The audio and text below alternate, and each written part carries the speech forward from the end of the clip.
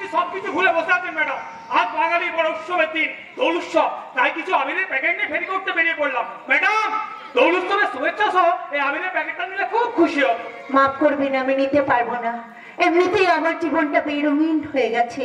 অবশ্য আমি স্বেচ্ছায় জীবন বেছে নিয়েছি, কেউ নতুন করে কোনো রঙে আমি মনটা রাঙাতে পারবো না। ফাগুয়ার রঙকে কখনো দূরে সরিয়ে রাখতে নেই ম্যাডাম। ফাগুয়ার রং দিয়ে ভালোবাসার মানুষেরা একে অপরকে রাঙিয়ে দেয়, আবার সেই রং দিয়ে বন্ধুত্বের সূচনা হয়, বাড়ির বড়দের পায়ে শ্রদ্ধা জানানো হয়, রাজনীতির ক্ষেত্রে খেলার মাঠে বিজয় উল্লাস করা হয়।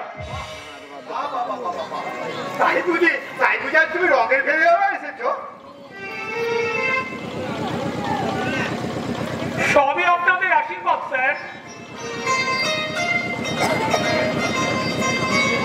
আপনি মনটাকে এত বড় করেন কি করে বলুন তো? ম্যাডাম, এই যুগে 3 লাখ টাকা খরচ করে হয়তো আপনি 3 মহলার বাড়ি তৈরি করতে পারবেন না, কিন্তু মনটাকে 10 মহলার মতো বড় করতে 10টা টাকাও খরচা হবে না। বাবা, যতই শুনি ততই অবাক হয়ে যায়। সত্যি কি তুমি ফেরিও না? এই যে সারাদিন রোদে পুড়ে জলে ভিজে ফেরি করে বেড়াও, এতে তোমার কত টাকাই বা লাভ হয় বলো তো? তারপর তোমার সব জিনিসের দাম অনেক কম। আমার তো মনে হয় লাভের অঙ্কের চেয়ে ক্ষতির পরিমাণটাই তোমার বেশি। লাভ ক্ষতির অঙ্ক কষে বাঁচছে যারা বাঁচুক, সুখের জীবন ওজন দরে কিনছে যারা কিনুক, পুলিশ খেলে ঘুষের টাকা পকেট মারেও পকেট কাটুক, রিক্সাওয়ালার ভাতনা হলেও বাবুদের দই ইলিশটি জুটুক, আমার মনের ঘরে লাভ ক্ষতি নেই তো কোনো জ্বালা, তাই তো হাসতে হাসতে ফেরি করি আমি ফিরেঙ্গি ফেরিওয়ালা। বিরাট বড় মনের মানুষ, বিরাট বড় মন। কাঁদিস না রে মন, যাবো বৃন্দাবন।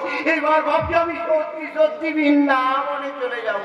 সিংহপুর গ্রামে কেউ কি আর শান্তিতে বসবাস করতে পারবে না, কেউ পারবে না।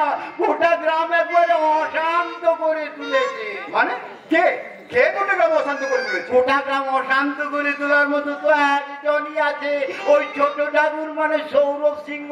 পুরো গ্রামে সারাক্ষণ অশান্তি ঘুরে বেড়াচ্ছে। সৌরভ সিংহ সারা গ্রাম অশান্তি করে বেড়াচ্ছে? কি বলছেন আপনি? দুঃখের কথা কি আর বলবো ডাক্তার বাবু, 3 রাত ছোট ঠাকুর ওই পাউল পড়ার বুকাটে ছেলেগুলোর সঙ্গে নেশা করছে আর মাতলামি করছে। মদ খেয়ে পুরো মাথাটাই ওরা একেবারে বিগড়ে গেছে। আগেকার সেই ভদ্র সুশিক্ষিত সিংহ বংশের সন্তানের কোনো লক্ষণই নেই ওর মধ্যে। বড় ঠাকুরকে গ্রামের সবাই দেবতার মতো মান্যি করত, আর এই ছোট ঠাকুর ছি ছি ছি ছি ছি ছি। আপনি নিজের চোখে দেখেছেন? নয় গাঙ্গুলিদের চোখে দেখে তাদের শেখানো কথাগুলো তোতা পাখির মতো আউড়ে যাচ্ছে। সে তুমি আমার ওপর যতই চোট পাঠ করো, ছোট ঠাকুরের সঙ্গে আমার তো কোনো আর শত্রুতা নেই।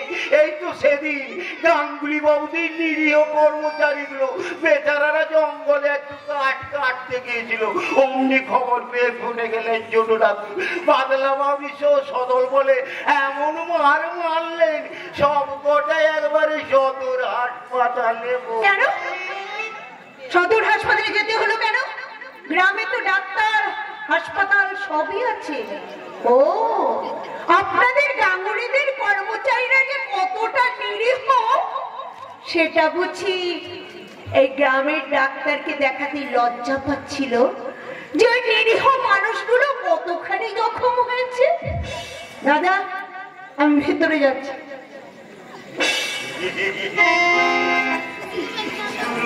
মনে হয়তো দুঃখ পেয়েছি, আমি আবার কাউকে দুঃখ দিতে চাই না, কিন্তু কি করবো বলুন ডাক্তার বাবু? আপনাকে তো সব সত্যি কথাটা বলা দরকার। আপনি চাইলেও অস্বীকার করতে পারবেন না, ওই সৌরভকে ঠকিয়ে এই মহেন্দ্র গাঙ্গুলির সম্পত্তি আর ক্ষমতা এত বাড়ান রইল বাকি আপনার এই সমস্ত কথাবার্তা। আপনি একটু হলেও বাড়িয়ে বলছেন আজ কয়েক মাস তার সাথে আমার দেখা হয়নি ঠিকই, কিন্তু এখনো তাকে আমি সম্মান করি, ভালোবাসি, সর্বোপরি বিশ্বাস করি। আচ্ছা, আমি না হয় বাড়িয়েই বলছি, যান না ওই হাটতলার মোড়ে যান, নিজের চোখেই দেখে আসুন। দোলের দিন সকাল বেলায় গুরু শিষ্য মিলে কারণ সোদা পান করে কিরকম ফুর্তি করছে, জ্ঞানের গুলিয়া ওড়াচ্ছে, আবার রেশনে ফিরিতে মাল দিতে হবে বলে গানও করছে। সৌরভ সৌরভ দোলের দিন সকালবেলায় নেশা করে? না না, এ আমার বিশ্বাস হচ্ছে না। চলুন